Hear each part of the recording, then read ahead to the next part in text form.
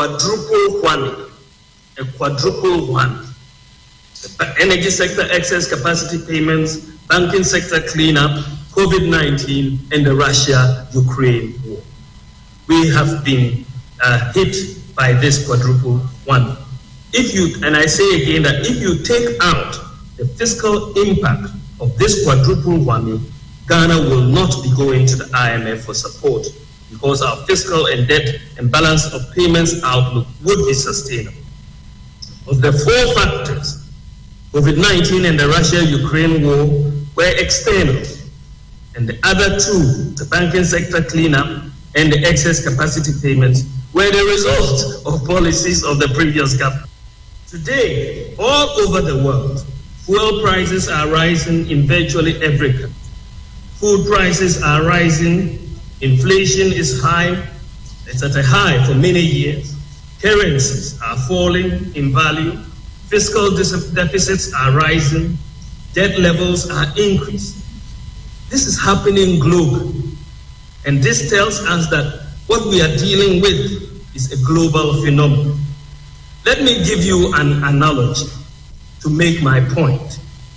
If you ask a carpenter to roof your house, and he roofs this house, and suddenly the roof collapses, without any rainfall or wind, suddenly you have a collapsing of the roof. Will you not blame the carpenter who did the roofing? Will you not blame the carpenter? But if the carpenter roofs your house and the roof collapses because there's a tornado and a storm which has blown away roofs and windows and walls of many houses, will you blame the carpenter? Will you blame the carpenter?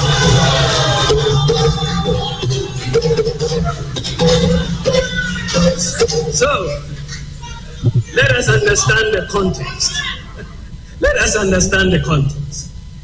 In one situation, you will definitely blame the carpenter. In another situation, you will blame the tornado. So, ladies and gentlemen, we are interested in the way forward. Whatever is the cause, we are dealing with an economic crisis. Inflation in Ghana has increased to 29.8% in June 2022. Global supply chains were disrupted and shipping costs increased by over 1,000%. Economic growth slowed down. Higher revenue projections in the 2022 budget based on tax exemptions, property rates, and the e-levy did not materialize. The debt sustainability analysis continued to place Ghana at a high risk of debt distress. There was a credit ratings downgrade by the international credit ratings agencies. In fact, ladies and gentlemen, before COVID-19, Ghana was borrowing some $3 billion annually from the international capital market. But following COVID-19, the international capital markets have been largely inaccessible by emerging market countries like Ghana. Furthermore, as a result of increases in interest rates in the developed economies and increased perceived risk of emerging market economies, investors have pulled $50 billion from emerging market bond funds just in this year, in 2022. 50 billion have been pulled. Non-resident holders of bonds in Ghana were not also rolling over maturities. In a decline in foreign exchange reserves also resulted. With the challenges in accessing the international capital market, balance of payment support was needed to bridge this financing gap, stabilize the economy, and create the space to implement structural reforms and restore debt sustainability. And this is really the reason why Ghana had to go to the IMF. I should again note that Ghana has been hit with a quadruple whammy. A quadruple whammy.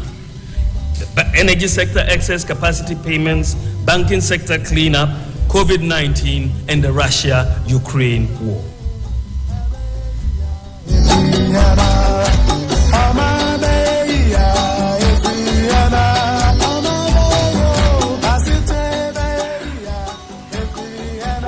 wai idan kasan ga ya gyaru ya ci gaba duka yana nan yana sai kan ni da kai ne kamin kuma ni da kai albarkacin mu ya bar kasan nan ya gyaru sai dai mu bude baki mu mu yi magana mu gaya abinda ke kan zuciyar mu barka assalamu alaikum wa rahmatullahi ta'ala wa barakatuh ina muku gayyata wanga safi ranar asabar kamar yadda kun ka sani dama idan mun ka zo kan wanga faje ranar asabar program ce da kun ka fi so mai suna Raayin dan Kasa wanda ni Mallam Fary ke wakilci shi kan wannan program kamar yadda kun ka sani dama muna tattaunawa ne mu kuma ra'ayinmu mutanen ƙasa wato ordinary citizens of Ghana mu kuma abin da ke kan zuciyarmu dangane da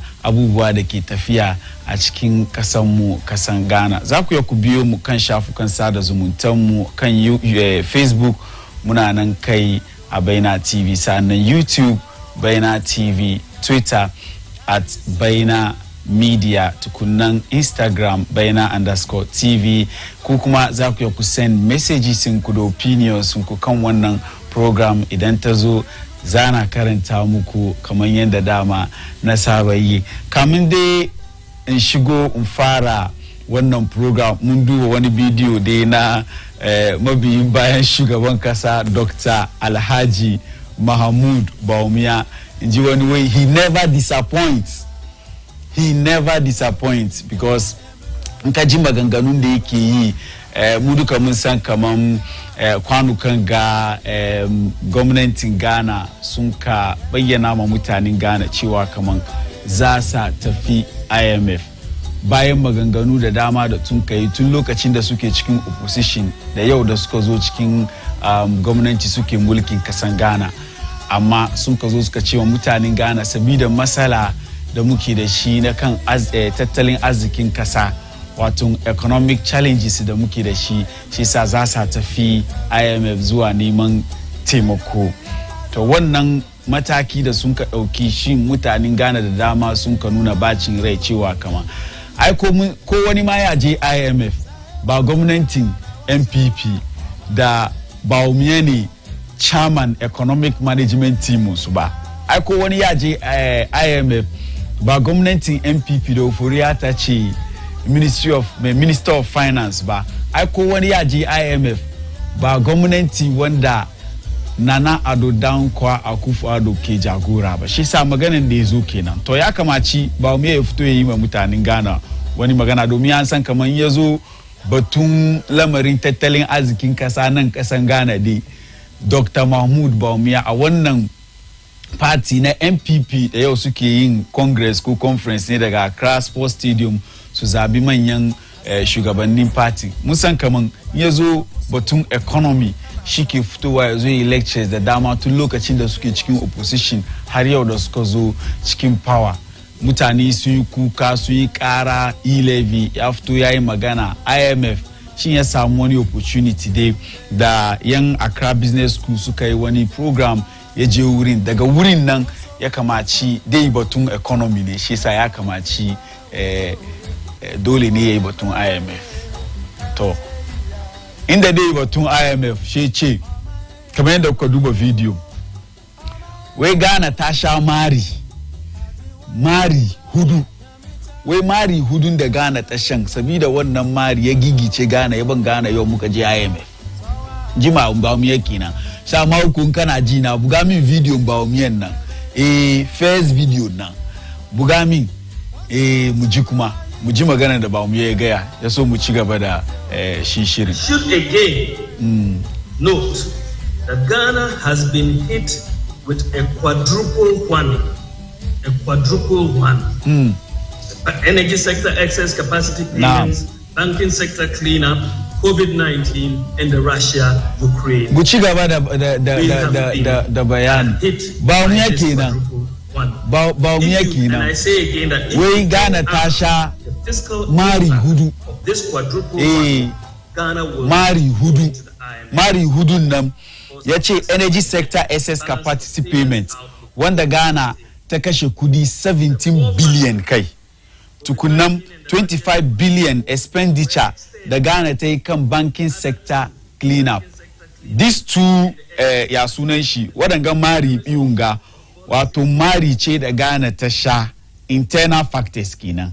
Shi kuma yayi batun COVID-19 da wanda Russia da Ukraine suke yi da ji mutane da yawa wai ko Ukraine ma da aka kai mata hari ma ba ta cikin irin matsalan da Ghana take ciki dangane da tattalin arzikin kasa.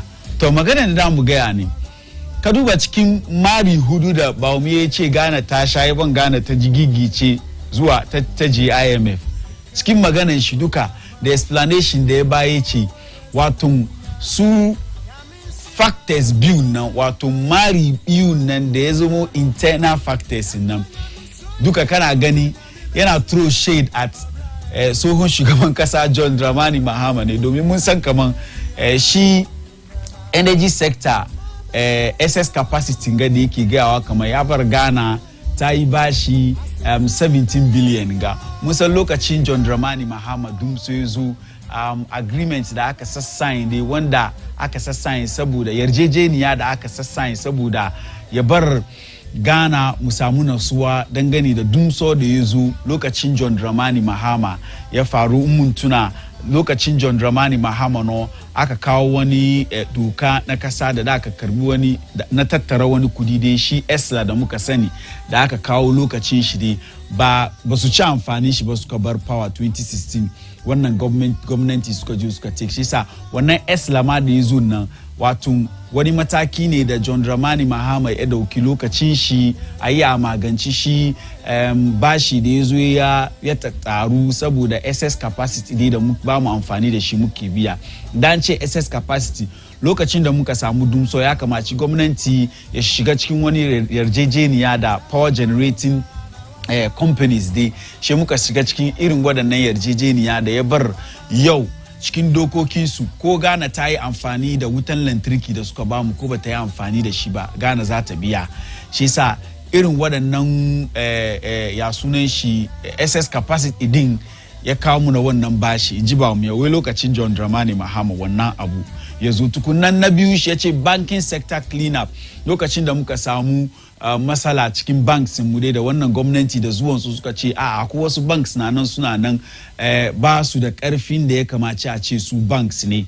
aka kukkulle wani banks aka kuma tattara wasu aka form da ya sunan shi consolidated bank ne da muka sani da yau aka tattara banks da dama aka form shi wai don a save depositors kudin deposited wanda suke doki kudin su suka sa cikin banks a save kudin su kuma a save aikin mutane saboda mun san muhimmancin banking sector nan idan ya zo cikin economy kowane gari shi yasa wannan kuma an spend kudi adadin 25 billion Ghana cedis aka gyara wannan shi yasa inji shi wai shiriritan da lokacin shohon shugaban kasa John Dramani Mahama sun kayi da energy sector da banking sector ya bar waɗannan bashi ya zo to waɗannan bashi kuma duk da aka yi da shi ciki ya zo ya tattaru ya bar yau Ghana ta samu matsala dangane da tattalin arzikin kasa da yau Ghana mun ka koma IMF she mu ce kamar maganan da Dr. Mahmudu Bawumia yake yi gaskiya ne haka maganan yake shin yau babu wanda za mu yi mu doki annunmu mu nuna shi cewa kamar sakacin da ya yi ya bar Ghana za mu koma IMF bayan shi gwamnatin shi sun gaya mu mutanen Ghana ba abin da zai bar mu je IMF shi sa idan da mu nuna annunmu mu blame wani za mu koma ne har baya zuwa lokacin da tsohon shugaban kasa John Dramani Mahama yake mu doki annunmu mu nuna shi mu ce mai shi ya bar yau Ghana ko da yake ba gwamnatin shi ke power ba gwamnatin shi sun je opposition in the past 6 to 7 years suna opposition yau mun ce su suka bar Ghana mun ka koma IMF maganan kenan other two factors da ya gaya ne shine shi hari da Russia ta kai ma Ukraine da mun ka sani dama da kuma COVID-19 da ya zo da mun ka sani shekaran jiya gano finance minister ya je parliament ya je nuna kuɗin da ya samu lokacin covid-19 da kuɗin da Ghana ta kashe. Mutane da yawa ba su amince da bayanin da ya zo bayar ba, amma har wa yau dai ana nan ana tattaunawa. Mauku, let's move forward to the second our second slide. Muduba, the quadruple warming da ba mu yi ga nan kamar yadda na ba da bayani shike kan screen na muke kallon nan. Where the 17 billion energy sector excess capacity payments, wato kuɗin da muka kashe kan shi wutan lantarki da muke generate ba mu amfani da shi, wanda yarjejeniyan aka sign lokacin tsohon shugaban kasan Mahama. 6 years ke gaba John Mahama power, amma har wayo ana blame John Mahama kan ababen da ya faru yake faruwa yau. Kan ababen da yake faruwa yau yake kawo mana matsala cikin economy mu, ana blame John Dramani Mahama. Mu ci gaba, with 25 billion expenditure on the banking sector clean up, gyare-gyare da aka yi dai na banking sector kamar yadda na gaya dama. 12 billion expenditure on COVID-19. Na ce wanda baya ce John Dramani Mahama ne. 12 billion expenditure on COVID-19 gadi, and baya ce John Mahama ne. Kudi 12 billion nan da aka kashe, gwamnatin ga ya kashe, amma wai ba su suka kawo COVID-19 ba. COVID-19 nan is an external factor. Shi yasa ba kai ka doki ka blame gwamnatin ga kudin da aka kashe wurin da har wayo mutanen Ghana ba su amince da bayani da aka kawo muna yanda aka kashe kudin ba. Suka ce the Russia-Ukraine conflict, increasing prices of fuel on the world market. Yau ka fita ndi kana harka da mota, au kai passenger ne, au kai da kanka kana da mota. In ka fita ka san yanda kake sai fuel, ka fita ka san kudin motar da kake biya tukunne kai ka inda kake son ka kai. Mu nan Baina TV kuma kan Raayin dan kasa. Mu ga namu ra'ayi. Ji ba mu ya, wai these are the 4 factors da ya bar gwamnatin NPP yau ko da yake su yi ma mutanen Ghana daɗin baki cewa ba su zuwa IMF, amma sun je IMF. Wai John Dramani Mahama sakacin da ya yi da gwamnatin shi da suka sign agreement, muka samu excess capacity na power da ba mu amfani da shi, mun dai biya kudin amma wutan lantarkin ba mu amfani da shi. Wai kuma 25 billion da aka kashe saboda sakacin da aka yi da shiririta da aka yi ta kan tattalin aikin banks na Ghana lokacin tsohon shugaban kasa John Dramani Mahama. Yaban wannan gwamnati da ya zo ya zama musu tilas su kashe kudi 25 billion domin a gaggyara, wato a gaggyara, a share dauda, a gaggyara shi banking sector dinmu da muka san yana da muhimmanci idan ya zo tafiyar da lamarin kowane economy. Suka kuma ce wai 12 billion expenditure da wannan gwamnati ya kashe kan COVID-19 da ba su suka kawo ba. Mun san COVID-19 ciwo ne. Maganar da suka gaya kenan tare da hari da Russia ta kai ma Ukraine. Ni nan kan Raayin dan kasa na ce ba wannan kawai bane. Waɗannan duka na ciki. Ko mun ya mu blame John Dramani Mahama ko ba mu ya mu blame shi, wannan mun zo kai. Amma jini na ce ba waɗannan kawai bane. Duk wanda ya ce waɗannan kawai ne mai shina muna karya ne. Shi yasa mabiyin bayan shugaban kasa Dr. Alhaji Mahamudu Bawumia injini na ce karya kake yi. You are being economical with the truth. Shi wan ra'ayinka ne, ba gaskiyan kenan ba. Kaman yanda kai ka samu dama ka ba da ra'ayinka, mu kuma za mu ba ra'ayinmu, ma mu move on. Mu ra'ayinmu ne. Abin da ya bar yau Ghana muka koma IMF, ko da yake in 2018 December, after da muka je muka musu roko su extend IMF da John Dramani Mahama ya je da dai kare 2018, muka je muka extend shi for another 1 year. Muka ce ma mutanen Ghana, after that arrangement program with IMF, ba mu zuwa IMF kuma, because that in bakin da MPP suka yi ma mutanen Ghana lokacin da suke opposition. Amma shi yau muka koma IMF. Injini na ce abu ɗaya da ya bar muka koma IMF ciki daga cikinsu ne corruption. Corruption, cin hanci da rashawa, in ji Bahaushe. Corruption, me yabar na ce corruption garin mu kasan mun ga Ghana abu ɗaya da ya kawo ya ci muna tuwo a kwarya yau ya ban muka koma IMF shin kashe kuɗi da bamu da shi kashe kuɗi da bamu da shi da yan siyasa ke yi kuma ta kan wayo su kwashi kuɗi su sa cikin aljihunsu kowane matsala muka samu ba wannan gwamnati kawai ba kowane matsala muka samu politician in their attempt to solve the problem she ana cin kuɗin kasa she aje a sign wani contract da agreement wai don su ci amfani ba mu ci amfani ba at the end of the day an yi kaman an solve problem nan amma she a kawo muna bashin nan idan an kawo muna she zo yana aje yana huci ya zama bashin kasa she yasa kullun kasan Ghana bashin mu karuwa yake karuwa kuma ba mu ganin amfanin da rancen da muka je muka yi muke samu kai yau kasan Ghana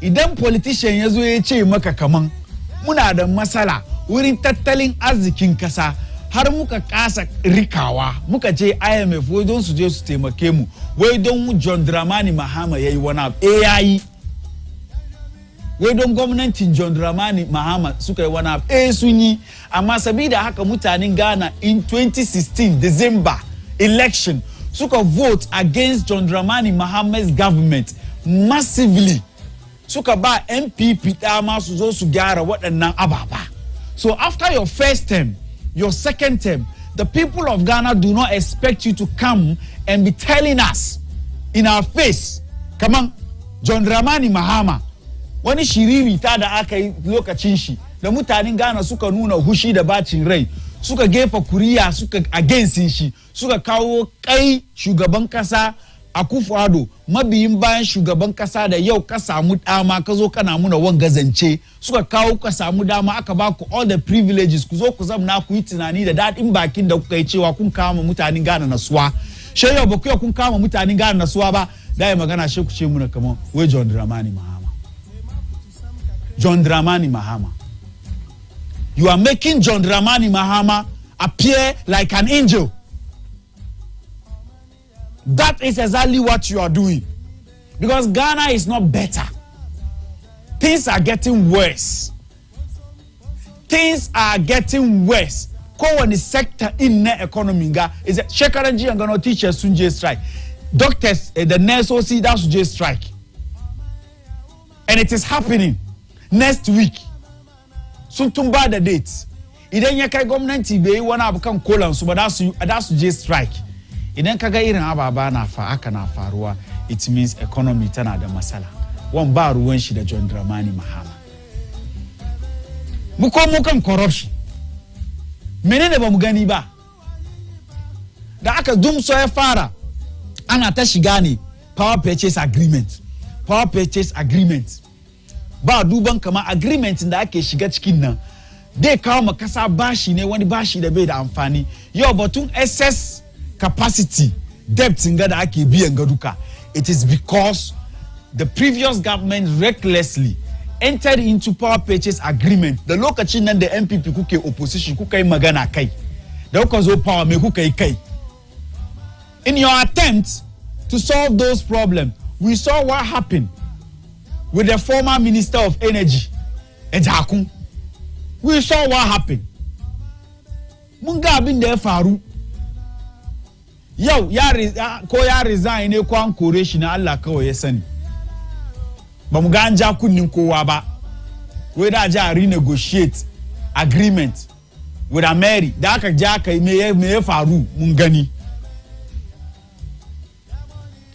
in this country ko wani abu ya zo kaga politicians sun tashi suna son su solve to sun ga wani loophole kenan ana son a ci kudi shekaran jiya gano COVID-19 ya zo health minister inda wani gari ne da yau health minister da ba shi nan da ya ce dai je sai vaccine daga Russia me ya faru da ya ce dai je sai vaccine daga Russia me ya faru an inflate price nan ne ana yin abin da ya ga dama kan COVID-19 gano kowani kasa da cikin duniyan ga an maida in ka zo testing da da yi maka COVID-19 idan ka travel from outside da ka shigo Ghana idan da ka fita Ghana ka je outside kowani kasa an sassauta abin ne saboda ya kama mutane sauki amma Ghana ga ana charge kudi West Africa mun ga fiye da kowane kasa idan kai dan Ghana ne kana biya fiye da $50 in kai foreigner ne kana biya fiye da $150 kawai domin a maka testing na COVID-19 because mu kasan mun ga idan muka samu matsala manyan kasa na son su bi kan wannan anya a samu kudin haramu kudin da bai ci a samu a sa cikin algihu ba. The government in Gezo power. When eating corruption allegations, I'm saying allegations because some of them have not been proven. But Munsani, allies of this government, those who the council swing Magana. In fact, as a matter of fact, members of parliament, some of them in this government, those who make a anusu, suka nuna wasu ababa da ake yi cikin wannan gwamnati da ke cin muna tuwo a kwarya dangane kan corruption ga economic mismanagement da suka zo yau duba inflation duba dollar in kai magana sha alaka ma Russia kai magana sha alaka ma COVID-19 ga wastefulness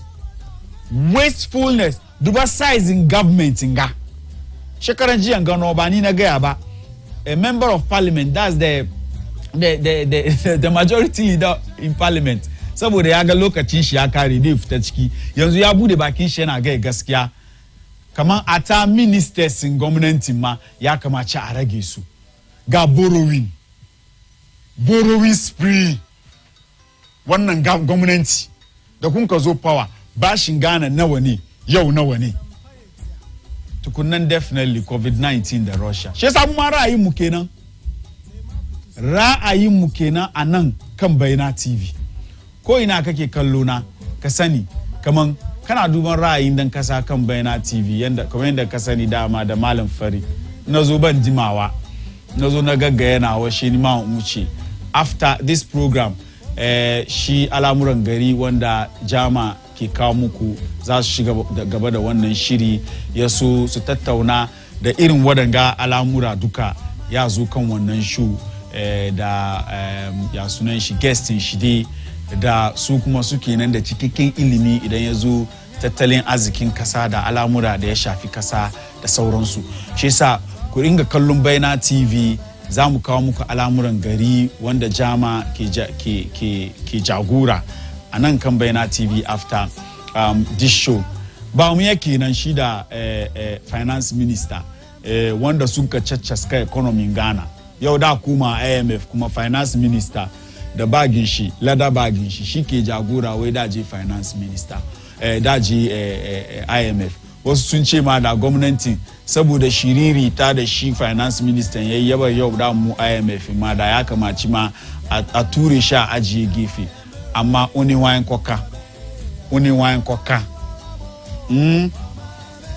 oni wayan koka sauran nan kun sani shi sa maganan nan kenan da mun kai dangane da magana da Dr. Mahmoud Bawumia yazo ya gaya yake son ya blame tsohon shugaban kasa John Dramani Mahama for the current economic woes in the Ghana ke ciki ya ce wai lokacin tsohon shugaban kasan John Dramani Mahama dun so ya zo wani yarjejeniya da aka sassain ya bar bashi ta zo wannan gwamnati ke biya shi ya bar Ghana da mu IMF ya kuma ce lokacin dogon shugaban kasa abubuwan da ba yi ba ta kan banking system nan rashin kulawa da ba yi ba ya bar yau muka samu wani matsala gwamnati ya kashe 25 billion saboda a yi banking sector clean up ya banda su IMF firan nan kenan kana son ku ji cikakken bayani kan waɗannan zatuttuka al'amuran gari dai zo muku jama ke jagora shi da guestin shi nan kan Bayna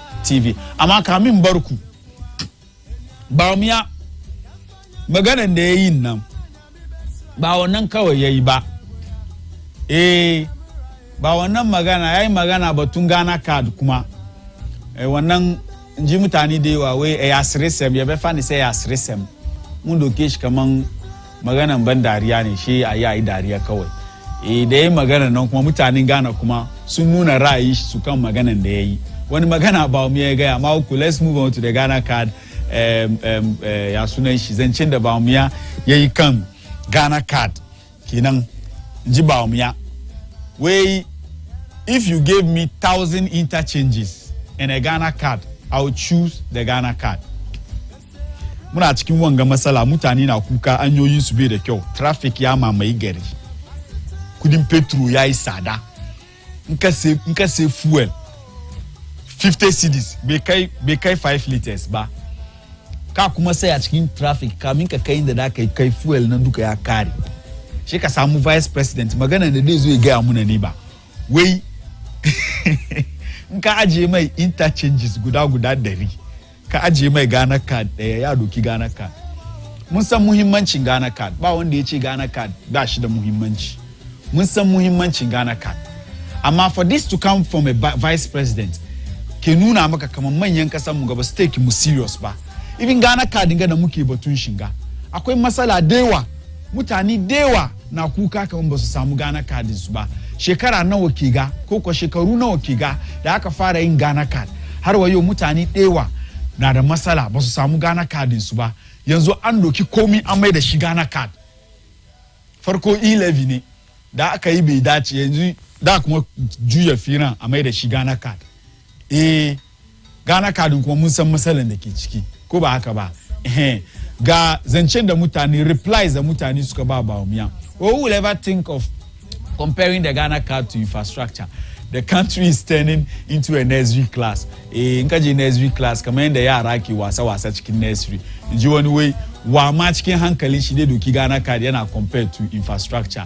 Wato an mai da ya sunan shi mulkin kasan wasan yara. Where as it stands now, we need the rules because the whole population doesn't even have the Ghana card, not to talk of its benefits. Vice President Bawumia, come again. How can you tell me this story? Raayin dan Kasa kenan, ita kuma Raayin ta kenan da ta bayi wai iTunes guard. Kan Twitter dai ka samu irin suna masu ban dariya. Ga dede kuma wai someone actually said we need the Ghana card more than the interchanges because the card will aid us in getting loans to better our lives. Can you imagine this? Shi kuma Raayin shi kenan, mu move on ba ko Ghana card da kaga da wani ko ya doki ken shi ne the fork da Ghana card ce sai a ciki. Sai Ghana card ni betimi ayi duane ama mai dia. And we catch them say Ghana card near the 1,000 interchanges to her Ubefa Ghana card. It's fair to say that Bawumia rates Ghana card over himself. One Ghana card is more important than Bawumia as vice president, the head of economic management team. Shikuma Raayin's kenan Akwesi kenan Albert Akwesi kan Twitter kenan. Shi sa wadanga Raayin mutane kenan kan magana da Bawumia ya gaya dangane da Ghana card. We holders of Ghana card, we this right now. Wato mu da muke the Ghana card, and this is how we feel. When you have Ghana card, it's like you're a king. If Ghana card is better than 1,000 interchanges. This one too is the history of Ghana, history of lending commitment of Ghana as of May 31, 2018 kenan. Wato zuwa tahiyar mu da muka yi IMF kenan muka shirya muku nan. Lokaci bai ba mu dama mu ci gaba da wannan shiri, ya kamaci in dasa aya kan wannan shiri yau da kun ka sani sunan shi Raayin dan Kasa, ni sunana Mallam Fary. Ku ci gaba da ringa kallon Baina TV, especially this Saturday morning, because bayan na wuce Muhammad Jama da ku sani dama da ya zo ya ci gaba da al'amuran gari, shiri wanda za a tattauna kan al'amuran da suka shafi gari, tattalin arzikin kasa, siyasa, social issues, shi da guestin shi.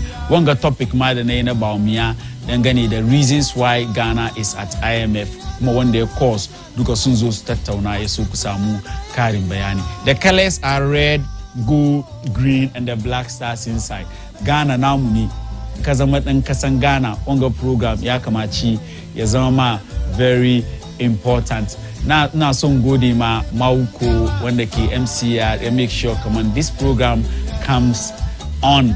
Shi da FIFA dai da kun ka sani, tukuna executive producer mu Bansi, Allah ya ja zamaninka, da mataimakana duka nan a Baina TV, sunana Mallam Fary. Ku kasance da mu.